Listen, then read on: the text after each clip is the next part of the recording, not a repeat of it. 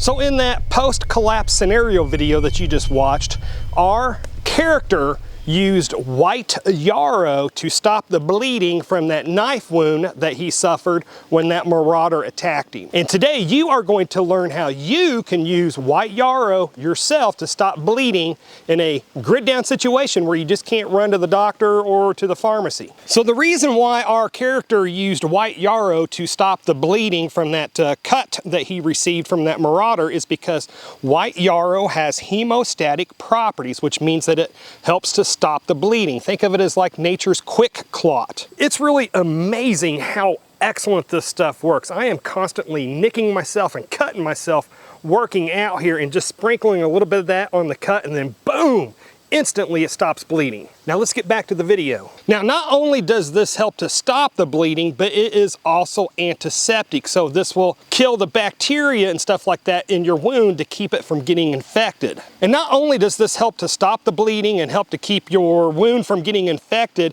it also renews the skin cells, so your wound will heal even quicker. And then to top all of that off, it has slight pain relieving properties to it, so your little boo-boo won't hurt so bad. Now I want to take this chance to let you know that if you are watching this video on YouTube, you should go over to Rumble and watch it there. A lot of us preppers that have YouTube channels are starting to go over to Rumble because Rumble does not censor us like YouTube does. So to find my channel on Rumble, just go to rumble.com and then just search ethical preparedness in the search bar. And white Yarrow is pretty easy to identify. It has these nice little white flowers on the top of them, and then they got these really pretty little feathery leaves. And let's kind of nerd out on this plant for just a second. From my understanding, the scientific name for this plant is Achillea millefolium or something to that effect. But if you remember in Greek mythology, Achilles would use this white Yarrow on his soldiers when they got wounded in battle. That way they could heal and get back to the fight. So just an interesting tidbit there. Now luckily I've got a ton of this growing here at my bug out property, but I really got to give credit to Praxis Prepper because he actually first discovered it when he visited here a few months ago for the eclipse.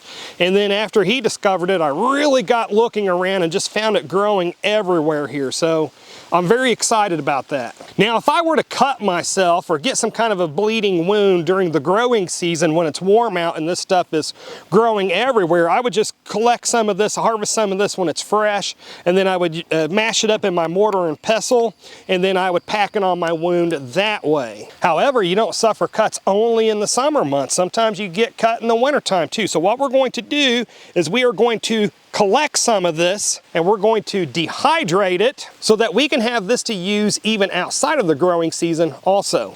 And while I harvest this, I just want to take just a second to remind you that if you want to find hundreds of recipes just like this that you can use to cure common ailments in a grid down situation, again, I do have my book that I wrote that contains hundreds of pages of medicinal recipes just like this. Whether you have a headache or you need to stop bleeding or you have high blood pressure or high blood sugar, again, hundreds of pages of recipes for things like that that can serve you in a grid down situation. Now, if you want to check out the book, I will put a link to it down below, but just as a reminder, there's nothing in this book that you can't find yourself for free on the internet. However, if you want to save yourself hundreds of hours and you want it all in one place, again, a link to the book will be down below. Now, the good thing about white Yarrow is it is a what you call quote unquote common weed. So if you don't have it growing in your backyard, it's probably growing in a nearby park. But again, we don't get just cuts only during the summertime. So we are going to put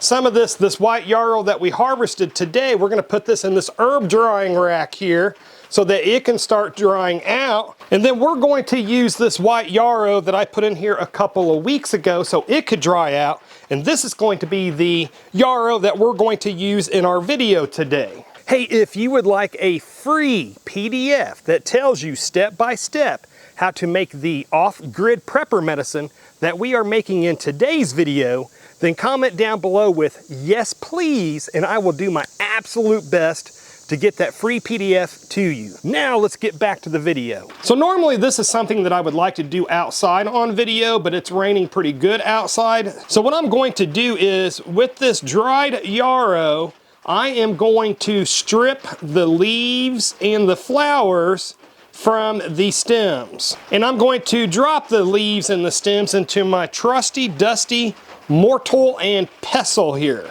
We only want the leaves and the flowers to end up in here. Here now, I'm just going to crush it up, again, using my mortar and pestle, and I will put some B-roll up here because I imagine this video is kind of cruddy since I got to film this inside. But I will put some B-roll up here so you can get a better look, better idea of what this looks like. So what I'm aiming for is to crush it down into a powder. That way, if I have a cut that I need to stop the bleeding, I can just sprinkle this on that cut.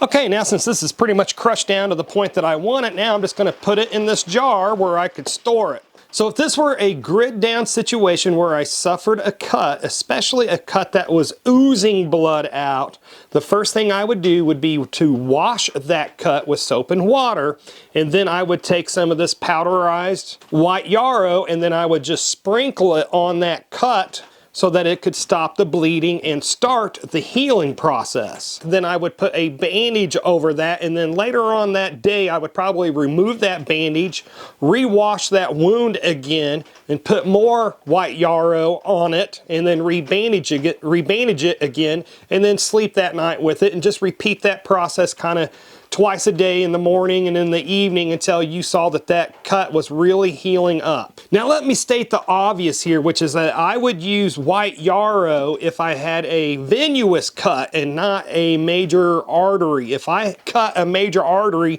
and I was shooting blood out, I would use a tourniquet or something like that instead. And then of course I have to state this also, which is I am not giving medical advice in this video. I'm only sharing what I would do if I were in a grid down emergency situation and I couldn't run and get professional medical help. So what other common ailments that we will more than likely suffer from in a grid down situation would you like to see me do videos on, where I use common trees and plants that grow around us to help deal with those problems?